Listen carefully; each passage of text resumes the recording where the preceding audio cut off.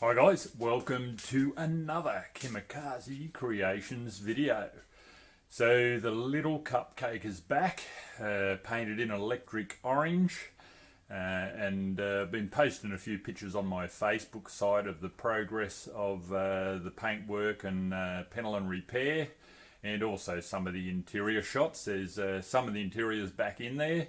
The hood lining and parcel shelf has been done. And I end up getting a brand new windscreen, which is a good pickup from my good mate that does the panel and paint for me. Had the original windscreen in, which is the toughened glass, which shatters into a million pieces when a stone hits it. So we've gone for a laminated windscreen, brand new laminated windscreen, which is a really good pickup on his part, and I'm glad we got that done. So as you can see, the front of the car is finished. All the guards and bonnet and everything is done, but I've brought it back in this state because I'm going to fit the engine back up in there, get the gearbox in, and hopefully get it wired up and running. It's going to be a fairly long process, a bit of learning to go on, but yeah, that's the plan: to get it in, get it wired up, get it running, work out where I want things positioned. And then pull it all out again and give it back to Scotty and get him to paint the engine bay, and then we'll reassemble it all in one go. So I'll give you a bit of a look around it and tell you some of the things I'm going to do. So here's one of the early jobs. I bought a heap of this sound deadening material. It's super heavy. Like that box weighs 20 or 30 kilo. There's a few boxes of this stuff in there, and it comes down to sheets of sound deadener, and it sticks on. Got the roller application over there. So that's one of the first jobs I'll be doing, getting into it and tidying up the interior, because a lot of the parts are inside there at the moment, and then fitting up this sound deadener before the carpet goes back in. As you can see inside the car, all of the bits and pieces have come back, loaded up in there, so I'm going to have to clear it out, give it a good clean up to fit that sound deadener. You can see up the back, the partial shelf has been fitted in, beautiful job, and all the hood lining is in, upholstered. I've bought a new interior light and a new rear vision mirror for it. And they're on the way in the post. There's a fair bit of glare off the windscreen there, but one of the jobs I've got to do also is pull out this dash pad, crash pad. It's not in bad condition as far as cracks and things, and Mandy, my upholsterer, is going to do a recover on it, the same as the rest of the interior, which is in that beige colour, same colour as the hood lining. Here's a bit better view with a bit better lighting It's sitting in there beautifully. Yeah, those little marks in the centre there are where the interior light's going to go, and you can see the sun visors are all done, and I'm just waiting on that rear vision mirror to fit it up. I've also purchased new rear vision mirrors. This car originally only had the one on there, and I've purchased it a pair of chromies, one for each side, and fit them up. Really happy with the colour and the result. It changes depending on the light it's in.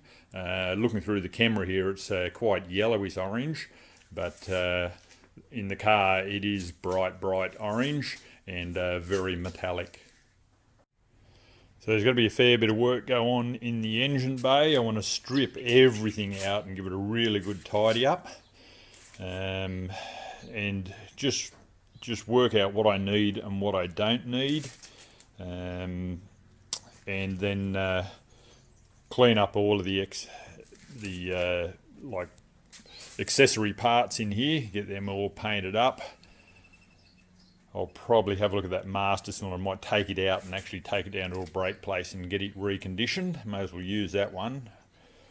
But other than that, it's getting ready to fit that sucker back in. The little 1G that I'm converting to a single turbo. You can see the manifold over there. She's been sitting waiting for a fair while, but I'm looking forward to seeing that sitting back in there. And the plan is to actually get it back in the car and running. I'm not sure what sort of ECU I'm going to run at the moment, but as I said, it's going to be a reasonably long process, and I'll document it as I go to keep you guys up to date, let you know what's happening. I know there's a fair few 1G Celicas out there, and this will just be another one coming back to life.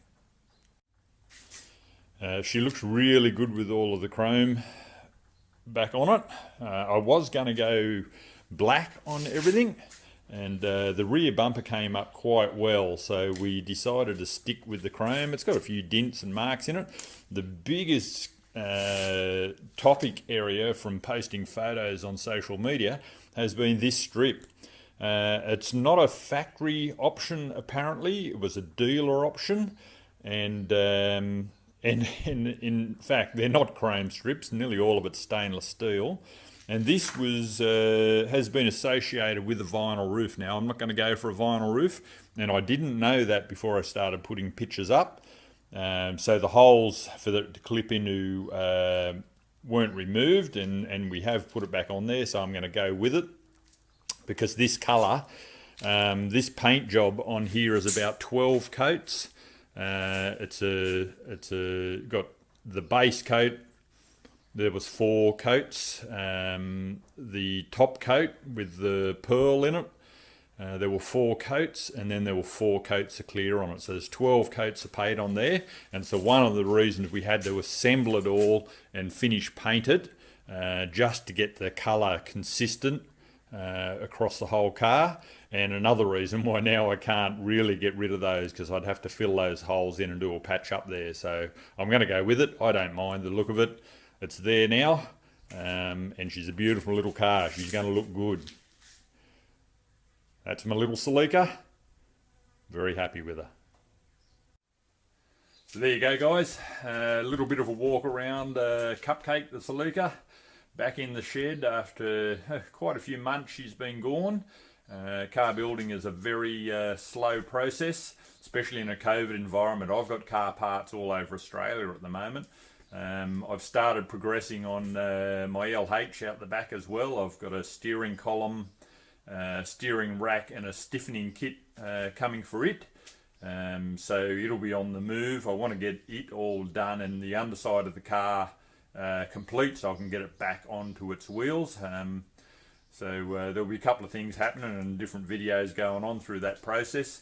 This little baby's got a Hilux limited slip diff in it. Not sure what model Hilux it came out of, but I'll be ripping that out as well. Now that I've got my hoist over there in the back, I'll be sitting this up on the hoist and doing all of the underside of the car, ripping the diff out, cleaning it all up, all the bushings, doing all of the steering under the front and suspension as well. Big job. So I'll document the whole process. Part of that's for me, for when I pull something apart, I know how to put it back together. But there's going to be some good history out there for other people wanting to restore or redo their little RA23 Celica. Anyway, catch you guys.